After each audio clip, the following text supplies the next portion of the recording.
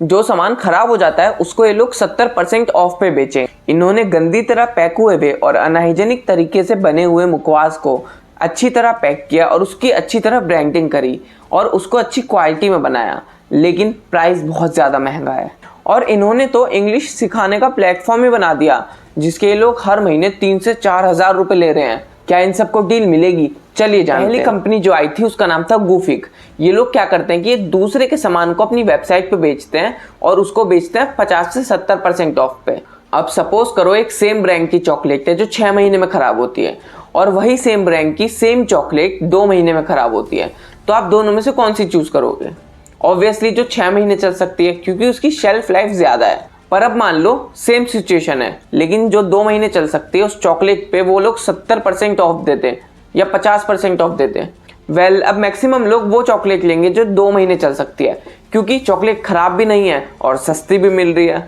ये लोग भी ऐसा ही करते हैं। इन्होंने शार्क टैंक में बताया कि इनकी अभी तक 40 से ज़्यादा ब्रांड्स के साथ पार्टनरशिप हो सकती है कि ये लोग उनका नियरली एक्सपायरी जो प्रोडक्ट होता है उसको अपनी वेबसाइट पे बेच सकते हैं। कंडीशन ये है कि जहाँ पे उनके अच्छे वाले प्रोडक्ट बिक रहे हैं, जैसे कि अमेजोन पे या फिर बाकी और क्विक कॉमर्स प्लेटफॉर्म पे, वहाँ पे वो लोग अपना सामान नहीं बेच सकते। ये लोग अपनी सिर्फ वेबसाइट पे बेच सकते हैं या फिर ऑफलाइन बेच सकते हैं। इनके हिसाब से 50,000 करोड़ से ज़्यादा के प्रोडक्ट हर साल एक्सपायर हो जाते हैं, जिसकी वजह से कंपनी को जो नुकसान होता है वो तो होता ही है, लेकिन एनवायरमेंट को भी इससे बहुत ज़्यादा नुकसान होता है। इसके जो फाउंडर है वो इंडिया में भी रहते थे और हांगकांग में भी रहते थे, और उन्होंने ये मॉडल हांगकांग में ही देखा था कि वहाँ पे एक शॉप यही काम करती है, तो उन्होंने सेम यही मॉडल इंडिया में भी अप्लाई करने का सोचा, लेकिन थोड़े डिफरेंट तरीके से।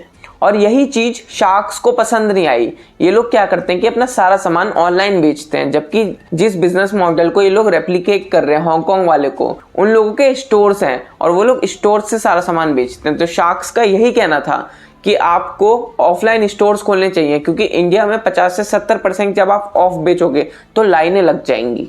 धीरे धीरे सारे शार्क्स आउट हो गए। हालांकि पीयूष ने ऑफर दिया भी। इनकी आस्क थी 2% कंपनी के बदले 50 लाख रुपए, लेकिन पीयूष ने ऑफर दिया 33% कंपनी के बदले, मतलब 1/3 कंपनी के बदले 1 करोड़ रुपए। और सीधी सी बात है, फाउंडर्स ने ऑफर मना कर दिया। अगला ब्रांड है जॉय स्पून। ये लोग बेच रहे हैं मुखवास, जैसे पास वगैरह होता है ना, मतलब शुगर कॉटेड सॉफ्ट, और कुछ इसी टाइप के प्रोडक्ट हैं इनके।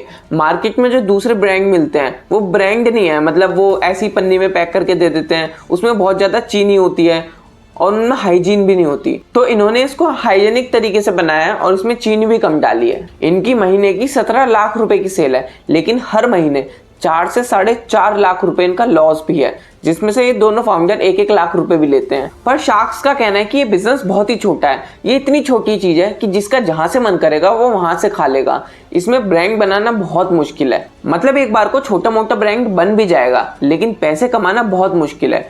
दूसरा, इनका जो प्रोडक्ट है वो 10 से 15 गुना महंगा है। जो प्रोडक्ट मार्केट में 2 रुपए का मिलता है, ये लोग उसको 20 से 30 रुपए का बेच रहे हैं। हाँ, टेस्ट, हाइजीन, हर चीज इनकी अच्छी है, लेकिन कस्टमर इतना पे करने को तैयार नहीं होगा। हालांकि सारे शार्क्स आउट हो चुके थे, लेकिन लास्ट में रितेश ने 2% कंपनी के बदले इन्हें 40 लाख रुपए दे ही दिए। सबका कहना था कि ये कंपनी इतना प्रॉफिट कर नहीं पाएगी, तो रितेश का भी कहना ये था कि या तो कंपनी लॉस में जाएगी तो मैं और पैसे देके कंपनी का हिस्सा ले लूंगा, या फिर कंपनी ग्रो करेगी तो और भी अच्छी बात है। तो जितना मुझे समझ आया, रितेश का यहाँ पे मेन एम पैसा कमाना नहीं था। वो ऐसे फाउंडर्स में पैसा लगाना चाहते थे जो कुछ करना चाहते हैं। अगला ब्रांड है इंग्लिश सीखने का।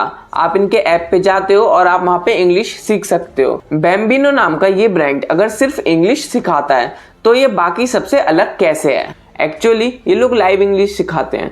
3 महीने के ये लोग 8 से 9 हजार रुपए चार्जेस करते हैं और आप इनसे हर दिन 3 से 4 घंटे लाइव क्लास में इंग्लिश सीख सकते हो। और एक लाइव क्लास में या तो एक बच्चा होगा या फिर मैक्सिमम 4 बच्चे होंगे। इनका मेन फोकस बच्चे ही हैं और उन्हीं के लिए इन लोगों ने बहुत सारे कोर्सेज भी दे रखे हैं। इनके पास 250 से ज्यादा टीचर्स हैं और एक टीचर 25,000 50,000 से लेकर 1 से 1.25 लाख रुपए कमा लेता है, पर एवरेज 25 से 30 हजार रुपए ही बैठता है। 2023 में इन्होंने 11 करोड़ के करीब की सेल करी थी, जिसमें से 33 लाख रुपए प्रॉफिट था। और 2024 में ये लोग 29 करोड़ के करीब की सेल करेंगे, जिसमें 15% प्रॉफिट होगा। मतलब कि 4 से 4.5 करोड़ के करीब। वैसे तो सबको इनका प्रोडक्ट अच्छा लगा, लेकिन पीयूष का कहना था कि ये लोग थोड़ा ना उन लोगों के लिए काम कर रहे हैं जिनके पास पैसा है, मतलब कोई सोशली इम्पैक्ट नहीं ला पा रहे, इसलिए पीयूष इस डील से आउट हो गए। फिर अमन भी आउट हो गए। उसके बाद जो तीनों शार्क्स बचे उन लोगों ने अपने अपने ऑफर दिए, लेकिन लास्ट में कंबाइन ऑफर दे दिया। रितेश, अनुपम और नमिता ने मिलकर 1.5% कंपनी ली और 1 करोड़ रुपए डाले, साथ में 1% रॉयल्टी भी ली।